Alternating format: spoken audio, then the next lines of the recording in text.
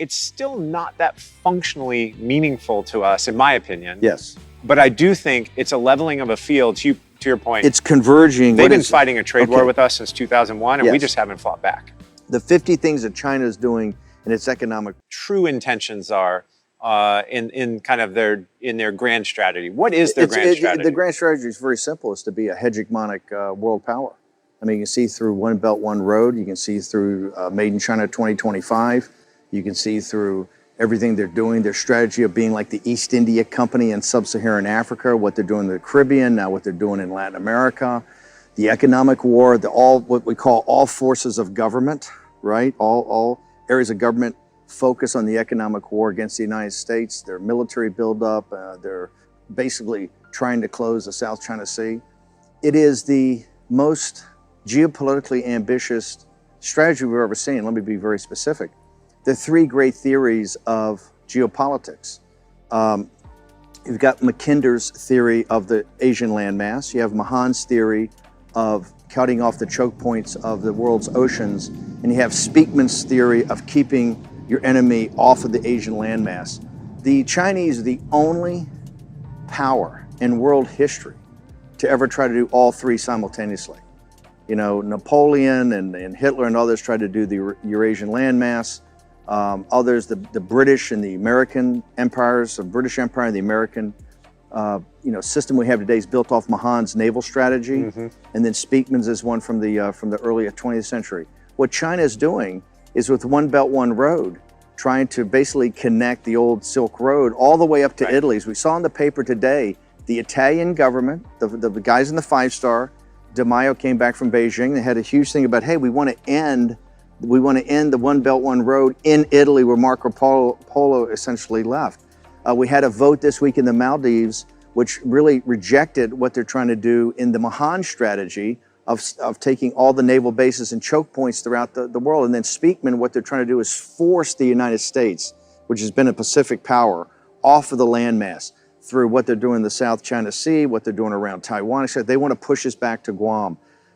So listen, they're the most, people have said for years to kind of cover this.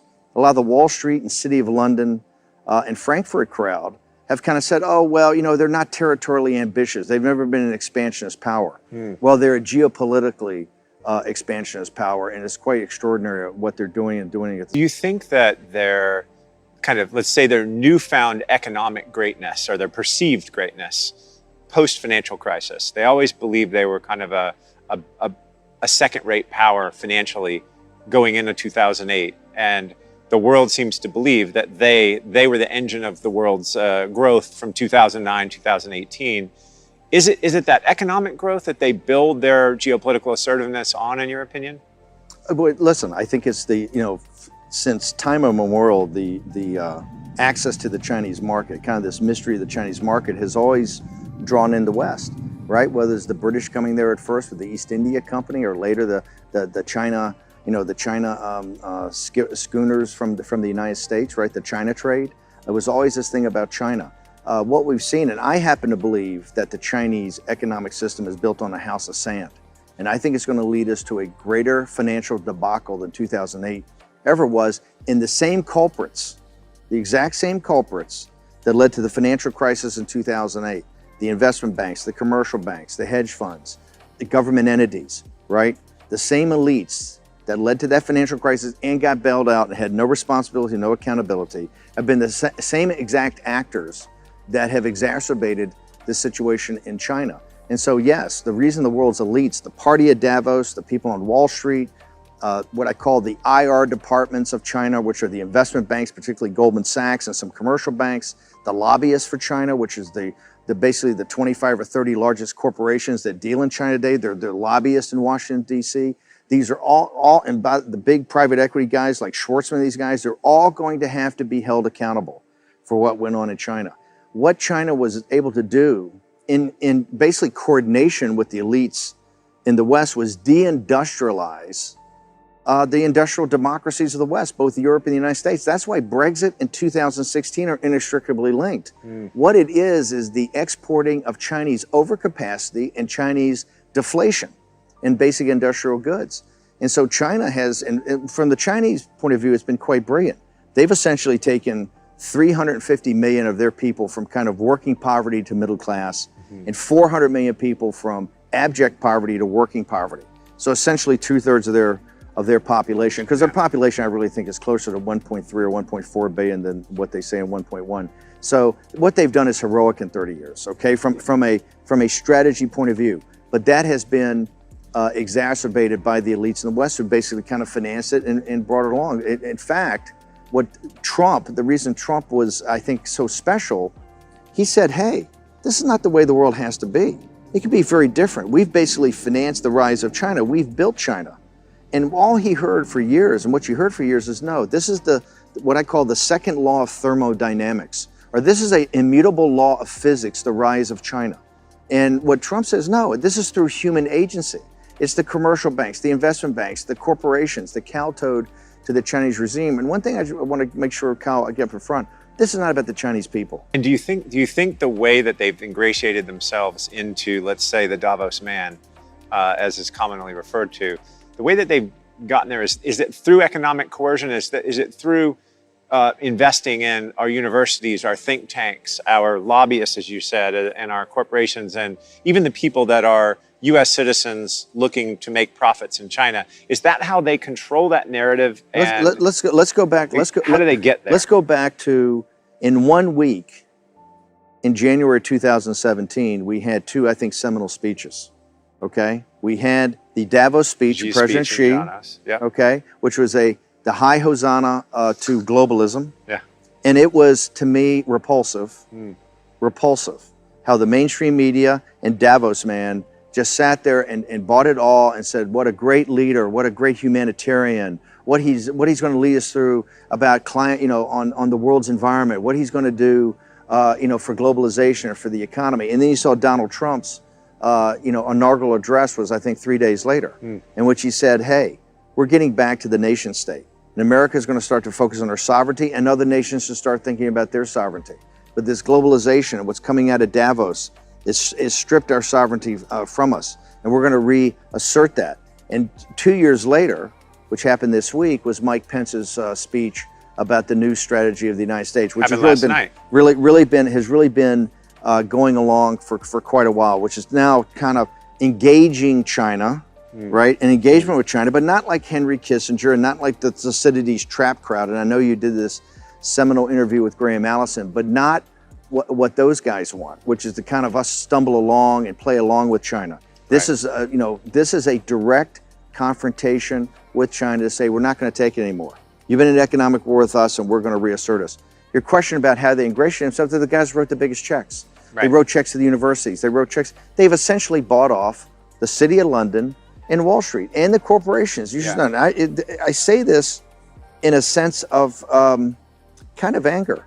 The great investment banks in London and in New York became the investor relations department for this regime, okay? In the pursuit of profits. In the total pursuit of profits. Yes. And corporations became their lobbyists. When Lee He's deputy came to the United States about 4 weeks ago, when they had this kind of last round of trying to put something together in a trade deal, there wasn't much going on, but he sent his deputy and a small contingent to see Steve Mnuchin and the guys at Treasury. They went to, the very first stop they made was to, the day before they went to Treasury, they stopped and they had a meeting with, I think it was 15 or 20 large corporations, the heads of government affairs, and I think the presidents, not the CEOs, because the guy wasn't high enough.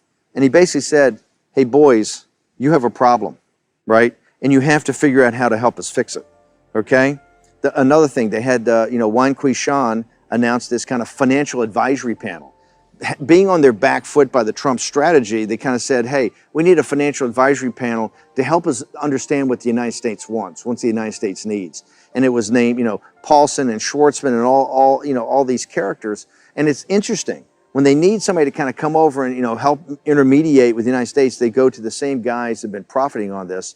My understanding is that people came back and said, hey, the UN General Assembly is happening. It's opera season in New York. My schedule's full. And Wang Qishan said, hey boys, I don't think you're listening. We're having a meeting. I want everybody to show up. This is general quarters. And so, no, I think when we look back on this, it's going to be, people are going to be absolutely stunned when they see how the elites right, of the Western democracies and the United States went along with China and exacerbated a situation when it was quite evident they were economic. We at our firm know that there are there's a couple of handfuls of corporations that each have more than $1 billion in capital that they're trying to get back from China. And they've been unable to get a dime out of China since November of 2016, when China closed its capital account completely. When you were in the administration, did you interface with any of these companies that were going through a lot of, pardon the pun, red tape, trying to get their money out of China? Listen, the very first thing. Did they come appeal to you? Yeah, I think this will be a big shocker to people. Remember, when Trump won in a complete, upset that nobody saw coming, and particularly you have this post-war, liberal, democratic, rules-based order, okay? The Chinese have done nothing but game the system from day one on every set of rules. The rules are what they determine they are, okay? And nobody calls them on it because everybody thinks they're too weak. And so in the corporations, I think until the corporation's afraid to call them on it? Absolutely. Because 100%. they know if they say 100%. that we can't get our money out, they shut their business off? They'll be shut down. There's a quid pro quo? Shut down. They absolutely fear it. Look at when they came back on this whole, by the way, on the entire situation with the tariffs, and tariffs are just not about tariffs and not about protectionism. That's why Trump's done it at such a scale. Remember, before Trump got here, people were talking about $25, $30 billion of tariffs. It was like, oh my God, that's so huge. Trump's program is $500 billion in tariffs, right, to tariff goods, because he knows the Chinese can't respond. Correct. And here's why they can't respond. People in the United States have to understand one thing. The Chinese look at us as a tributary state to them, and let me explain that. China's been around for 4,000 years, right? They've had good runs and they've had bad runs, okay? But one thing they know, and the reason they're still organized as a nation over 4,000 years, right? They know how to handle allies and they know how to handle bad guys, okay? Now what they've done is they got this system called barbarian management, and they know how to manage barbarians. The way they manage the barbarians is they take the leaders of the barbarians and they give them a taste of the good life. And you're going to be something special. You're going to get a special deal. Now, what happens back into the tributary state is whatever happens, that's your problem.